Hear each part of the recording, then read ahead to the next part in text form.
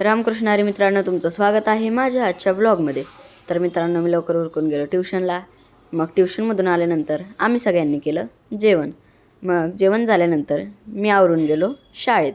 शाळेतून घरी आल्यानंतर मी माझं राहिलेलं ड्रॉइंग कंप्लीट केलं।